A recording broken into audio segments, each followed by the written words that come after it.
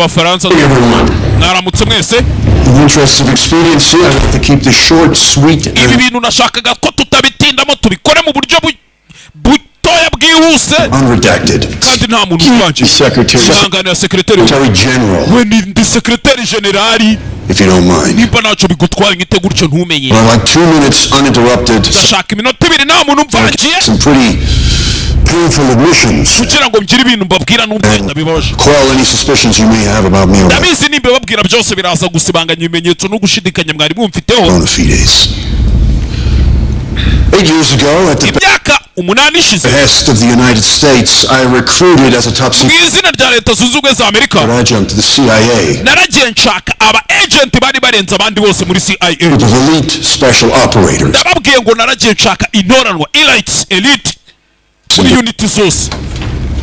Known as Shadow Force. This clandestine team was tasked with hotspot high-level terminations.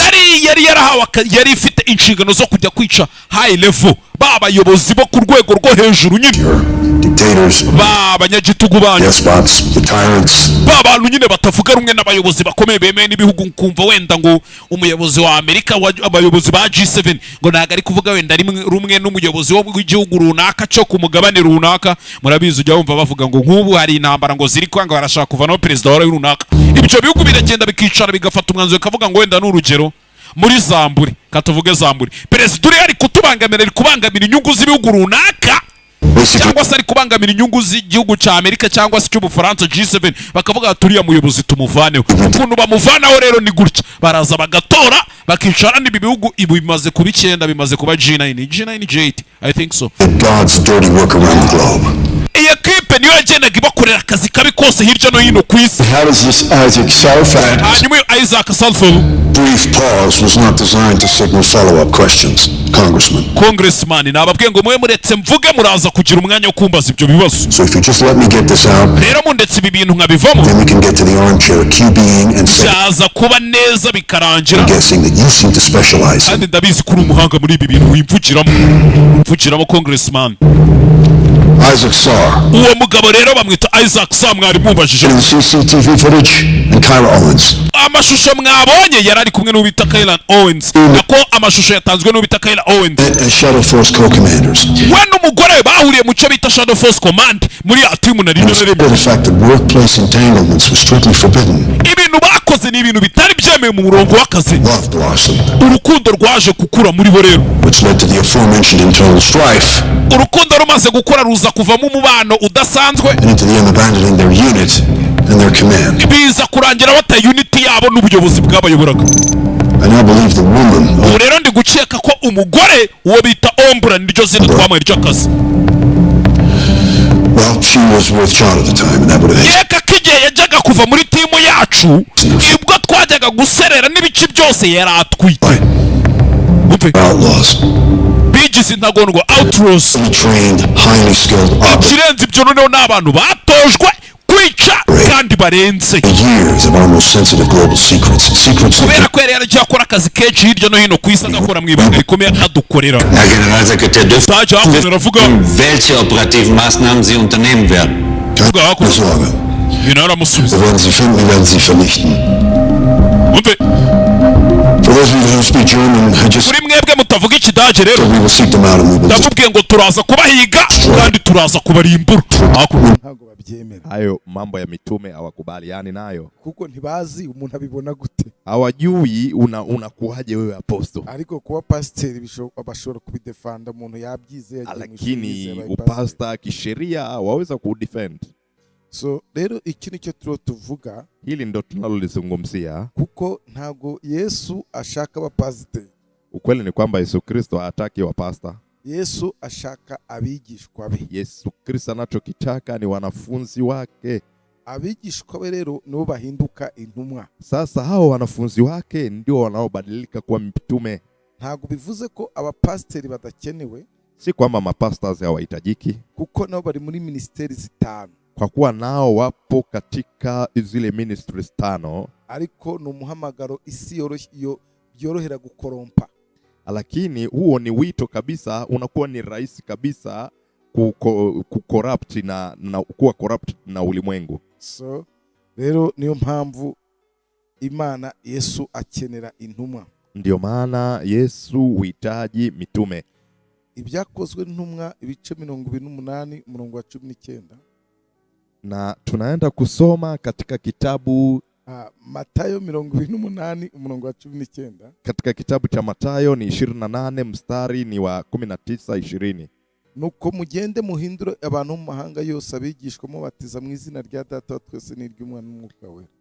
19 Basi enendeni mkawafanye mataifa yote kwa wanafunzi mkiwabatiza kwa jina la Baba na la Roho Mtakatifu. Nuko ni mugende muhindure, nendeni mkawabadili abantu mu mahanga yose abigishwa, watu wa mataifa yote kuwa wanafunzi, mubatiza mu izina rya Data wa twese n'iry'Umwana, mkiwabatiza kwa jina la Baba na la Mwana na la Roho Mtakatifu. Igihe Yesu Kristo atuma abigishwa, Yesu Kristo alipowatuma wanafunzi wake, yatumye abigisha kwa mu mahanga yose, na amewaagiza kwenda kufundisha katika watu wa mataifa yote, abahaye mission yo kujya guhindura abantu, na akiwa amewapea dili ya kwenda kuwabadili watu, umuhindura abantu mu mahanga yose. Nendeni mkawabadili watu wa mataifa yote, kubahindura abigishwa, mkawabadili kuwa wanafunzi. Ntago ari kubahindura abafana, si kuwabadili kuwa mafans, si kubahindura abakristo, si kuwabadili wa Kristo, ni kubahindura abigishwa, ni kuwabadili kuwa wanafunzi, abantu abanyeshuri, katuvuga abanyeshuri, wanafunzi kabisa, ya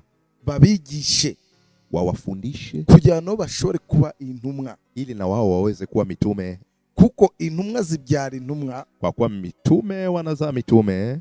Okay, ihene ibyara ihene, mbuzi huzaa mbuzi, intama ikabyara intama, kondoo kuzaa kondoo, inka ikabyara inka, ng'ombe kuzaa ng'ombe. Rero umwigishwa abyara abigishwa, na mwalimu huzaa wanafunzi. So umwigisha abyara abigisha, mwalimu huzaa walimu. Niyo mpamvu intumwa zibyara intumwa, ndio maana mitume wanazaa mitume. Aba ngo mugende muhindura abantu bo mu mahanga yose abigishwa, akawaambia enendeni mkawafanye mataifa yote kuwa wanafunzi, mubatiza mu izina rya Data wa twese, mkiwabatiza kwa jina la Baba. Kubabatiza mu izina rya Data wa twese, kuwabatiza kwa jina la Baba wetu. Ubundi ntago ari ukubashyira mu mazi uvuye ngo ndakubatije mu izina rya Data wa twese. Kwamba si kwamba ni ule ubatizo wa maji mengi wa kubatiza kwa jina la Baba na la Mwana na Roho Mtakatifu, no. Ubundi akesha abantu babihinduye, mara nyingi watu hili wamelibadili kwa gushyira abantu mu mazi, kwamba ni watu kuwaingiza kwenye maji mengi, ukavuga ngo ndakubatije mu izina rya Data wa twese n'iry'Umwana n'Umwuka, na ukatangaza kwamba umebatiza kwa jina la Baba na la Mwana na Roho Mtakatifu. Ariko Yesu Kristo atuma abigishwa kwigisha, Yesu Kristo alipowatuma wanafunzi wake kufundisha, yabahaye topic zitatu bagomba kwigisha. Topic ni tatu tu wanazotakiwa kufundisha. Topic ya mbere ni Imana Data wa twese. Topic ya kwanza ni Mungu Baba wetu. Topic ya kabiri kwigisha abantu umwana w'Imana Yesu. Topic ya pili ni kuwafundisha wanadamu mwana wa Mungu Yesu. Topic ya gatatu kwigisha abantu Mwuka Wera. Topic ya tatu ni kufundisha wanadamu kuhusu Roho Mtakatifu. Aba ngo mugende mwigisha abantu, akamwambia nendeni mkawafanye watu, muwabatize. Mu yandi magambo mubinjize, ni kwamba muwaingize, mubahe kumenya, muwape ujuzi, bamenye Imana Data wa twese, wamjue Mungu Baba wetu, bamenye Imana iyo ariyo, wamjue Mungu ni nani, kugira ubwo bumenyi ku Mana, kuwa na ujuzi huo wa kimungu, uzaba ubatijwe mu Mana. Hapo sasa ndipo utakuwa umebatizwa ndani ya Baba. Mubigishe umwana w'Imana wari, wafundishe kuhusu mwana wa Mungu ni nani, mubabwire Yesu ariwe, muambie habari za Yesu, icyamuzanye n'icyo yakoze, kilichomleta, alichokifanya. Iyo umuntu amaze kwigishwa ibyo, na mtu anapofundishwa haya yote, ababatijwe mu izina rya Yesu, huyu amebatizwa kwa jina la Yesu. Ikindi mubatize mu izina ry'Umwuka Wera. Jambo lingine muwabatize kwa Roho Mtakatifu. Mubigishe Mwuka Wera, muwafundishe Roho Mtakatifu, muwabwire n'umumaro wa Mwuka Wera, muambie faida za Roho Mtakatifu. None bamenye guhuza Imana Data wa twese, Imana Umwana n'Umwana Mwuka Wera. Sasa waweze kujua utatu huu wa Mungu Baba, Mwana na Roho Mtakatifu. Babeho mu buzima bashobora guhuza abo bantu kari batatu. Sasa waishi katika maisha wanaweza sasa kukutanisha watu hao watatu. Wumve ko izo ni topic zitatu ugomba kwigisha abantu kugeza igihe nabo bashobora kuzigishiriza abandi. Uelewe kwamba hizi ni topics tatu waweza kuwafundisha watu na wao wakaenda wakafundisha wengine. Kandi akaba ari abantu bashobora kugaragaza demonstration y'izo mbaraga. Ni watu kabisa wanaweza sasa kufanya udhihirisho wa nguvu hizi. Haleluya. Haleluya. Imbaraga z'Imana zimanifesta mu buzima bwabo. Ni nguvu za Mungu zikidhihirisha maishani mwao. Imbaraga ziri mu izina rya Yesu. Ni nguvu zilizomo ndani ya jina la Yesu. Bagaragaza ubushobozi bw'Umwuka we. Wakidhihirisha uwezo wa Roho Mtakatifu. So umuntu wamaze kumenya izo topic uko ari zitatu. Na mtu akishajua topics hizi tatu, kandi ubwo bushobozi kwa bwigaragaza muri we, na uweza ukawa unajidhihirisha ndani mwake, uwo muntu abamaze kubatizwa mu izina rya Data wa twese n'iry'Umwana n'Umwuka we. Ukweli ni kwamba mtu huyu tayari ameshabatizwa kwa jina la Baba na la Mwana na Roho Mtakatifu. Uwo muntu rero ashobora kuba intumwa ya Yesu. Huyu mtu yaweza kuwa mtume wa Yesu. Kuko ashobora kugendana n'ibimenyetso n'ibitangaza. Kwa kuwa anaweza kutembea na miujiza na ishara. Kuko intumwa na abantu bakurikirwa n'ibimenyetso n'ibitangaza. Kwa kuwa mitume ni watu wanaofuatwa na miujiza na ishara. Bagaragaza ubushobozi bw'Imana. Wanadhihirisha uwezo wa Mungu. Haleluya. Haleluya. So rero uko niko umuntu aba intumwa ya Kristo. Hivyo mtu anakuwa ni mtume wa Kristo. Rero indazi kari kibazo abantu benshi bakunze kwibaza. Kwa hiyo ninajua ni swali watu wengi hupenda kujiuliza. Bitandukanye na ya maseremoni yose. Ni tofauti kabisa na zile sherehe.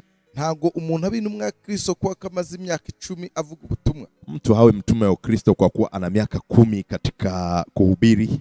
Nkuko umuntu haguruka yitwa umuvuga butumwa. Kama vile mtu anaoinuka anaitwa mwinjilisti. Nikasho guhaguruka yitwa n'intumwa. Ndio hivyo anavyoweza kunyanyuka kitwa mtume. Nikasho guhaguruka ari umuprofeti. Ndio anavyoweza kunyanyuka kitwa akawa prophet. Abantu benshi bakunze kugira imikino drama. Sasa watu wengi hupenda kuigiza drama mu butumwa bwiza. Katika sekta hii ya habari njema. Ukumva umuntu ngo rwose ngo yabaye apotre. Unasikia eti huyu amekuwa apostle. Apostle ntabwo cyangwa se apotre ntabwo ari urwego. Apostle hiyo sio level. Ni umuhamagaro. Ni wito. Ni umuhamagaro. Ni wito. Abo rero bamaze kubigira urwego. Sasa hao waliofanya kama ni level mtu ameifikia. Sasa nta kimenyetso na kimwe cyo kuba intumwa bagaragaza. Ndio maana wao hawana ishara hata moja ya kuwadhihirisha kwamba ni mitume. Ubundi wa mbere uza tuzabasomera ibimenyetso by'intumwa. Sasa Jumatatu ijayo tutawaambia ishara zinazoambatana na mitume. Ibimenyetso by'intumwa. Ni ishara kwa mitume.